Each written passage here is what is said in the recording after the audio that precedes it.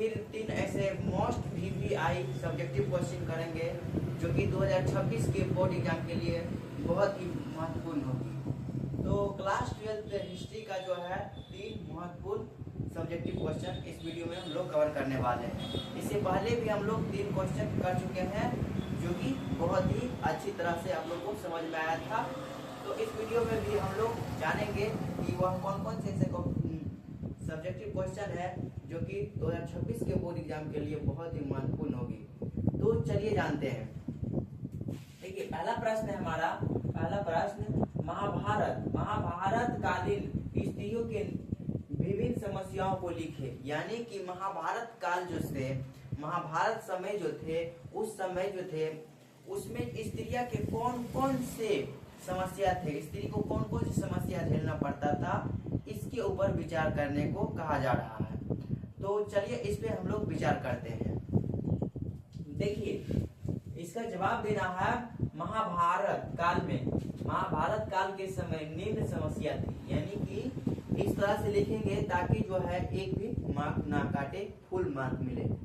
देखिए क्या लिखना है, महाभारत काल के समय निम्न समस्या थी। यानी कि जो समस्या जो है होती थी वह हम लोग नीचे दे रहे हैं, लिख रहे हैं। तो देखिए लिखना है समाज पितृ प्रधान था।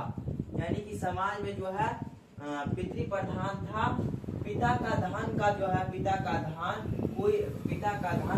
है पुत्री का कोई अधिकार नहीं होता था। पिता का धन पर जो है पुत्री का कोई अधिकार नहीं होता था। उसके बाद लिखना है फिर स्त्रियों का पुरुषों से अलग समझा जाता था।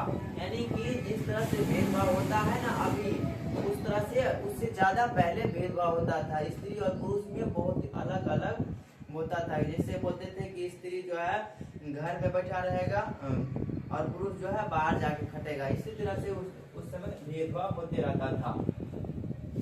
इसके अधीन रहना पड़ता था। किसके अधीन? तो पुरुष के अधीन रहना पड़ता था। जिस तरह से रखता था उस तरह से स्त्री को रहना पड़ता था। और महिला को जो है उच्च शिक्षा धारण नहीं करने देता था। उस समय जो है महिला को, स्त्री को, लड़की को ज्यादा शिक्षा ग्रहण करने नहीं देता था, पढ़ने नहीं देता था। और उस पे जो है पुरुष अपना हुकूमत जमाता था, अपना राज करता था। इसे बहुत कम अधिकार प्राप्त होते थे। यानी कि स्त्री जो होते थे ना उसको बहुत कम अधिकार देते थे। स्त्रियों को भाग नहीं लेने देते। यानी कि कहीं भी युद्ध हुआ तो उसमें जो है स्त्री को भाग नहीं लेने देते थे। तो आप लोग को यह क्वेश्चन समझ में आ गया होगा तो आप लोग कमेंट करके बताइए यस। आप लोग जो है इसका स्क्रीनशॉट ले लीजिए। तो चलिए हम लोग अगला प्रश्न देखते हैं। भागवत गीता के विषय में आप क्या जानते हैं? पूछ रहा है कि भागवत गीता जो होता है उसके बारे में आप क्या क्या जानते हैं, लिखिए। तो इसमें लिखना है, देखिए महाभारत के सबसे अधिक उपदेश, यानी कि महाभारत के बारे में जो है सबसे ज्यादा अधिक जो है उपदेश के बारे में यही भागवत गीता बुक से प्राप्त होता है। किस बुक से? भागवत गीता बुक से। अंश भागवत गीता है। इसका शाब्दिक अर्थ होता है, भागवत गीता का जो है यदि आपसे ऑब्जेक्टिव क्वेश्चन में पूछ लिया जाए कि भागवत गीता का शाब्दिक अर्थ क्या होता है, बताना है भगवान का, यानी कि भगवान का गीत होता है। क्या?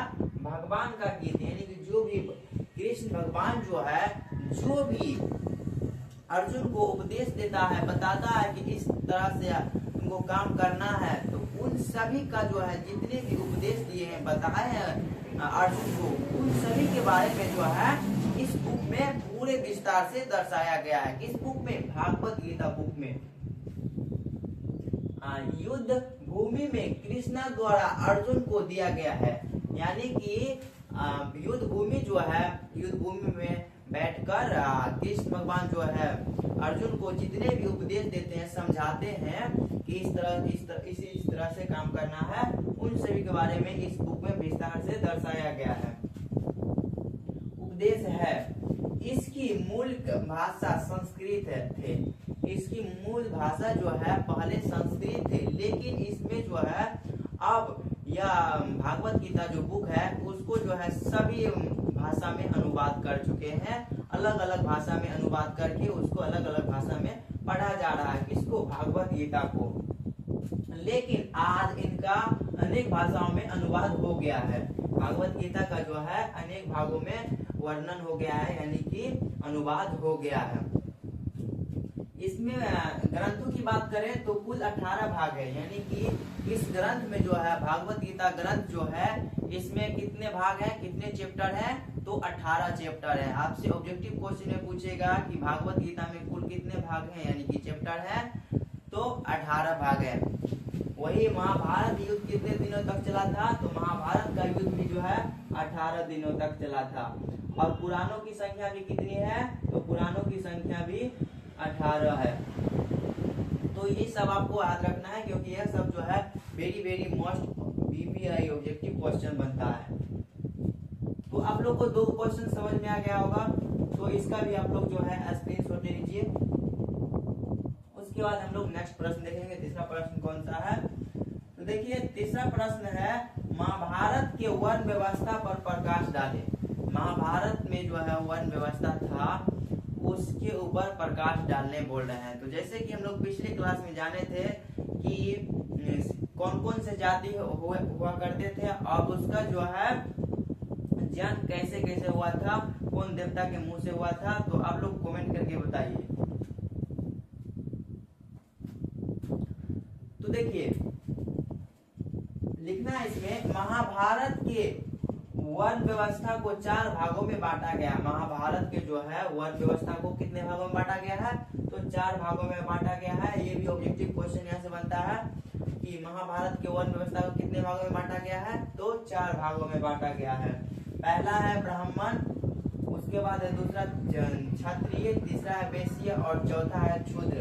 यानी कि यह 4 भाग में बांटा गया था और चारों भाग जो है, चारों जाति जो है अलग अलग चीजों से जन्म हुआ था, जिस तरह से हम लोग देखेंगे। देखिए ब्राह्मण का जन्म जो है ब्रह्मा जी के मुंह से हुआ था। बताया जाता है कि ब्राह्मण जाति जो थे, ब्राह्मण जाति, उसका जन्म जो है किसके मुंह से हुआ था, किसके मुंह से हुआ था, तो ब्रह्मा जी के मुंह से हुआ था।